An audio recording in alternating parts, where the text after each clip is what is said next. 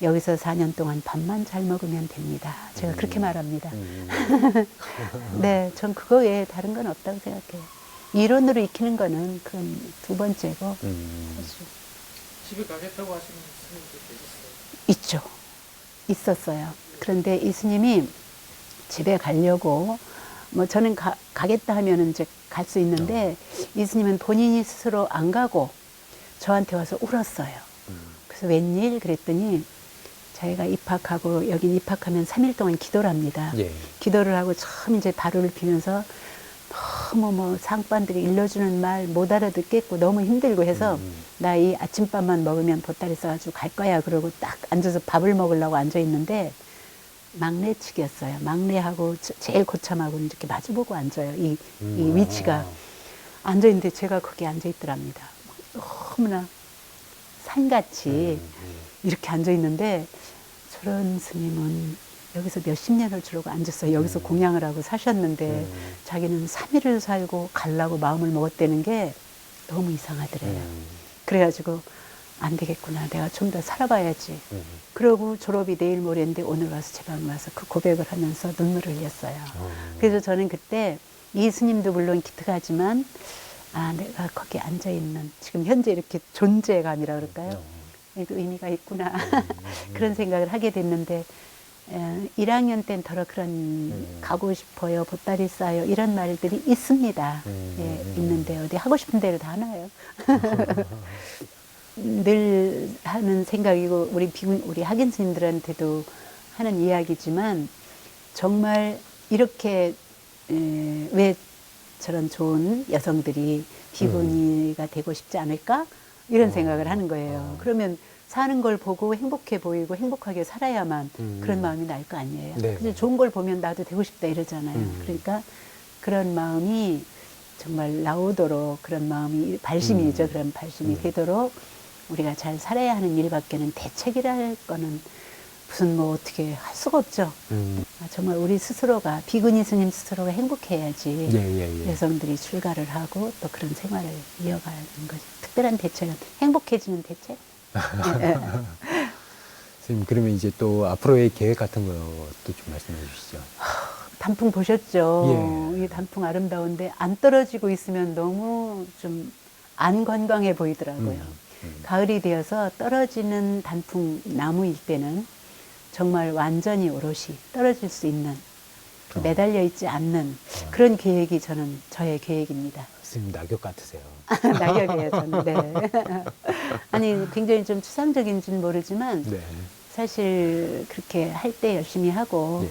안 할 때는 정말 아주 기분 좋게 안 할 수 있는 제가 지금 시기가 벌써 이렇게 되어서 그런지 안 할 수 있는 것도 굉장히 수행이겠구나. 네, 그런 생각을 새삼스럽게 요즘 많이 해요. 네. 매일매일 출가를 오늘 내가 새로 출가했다.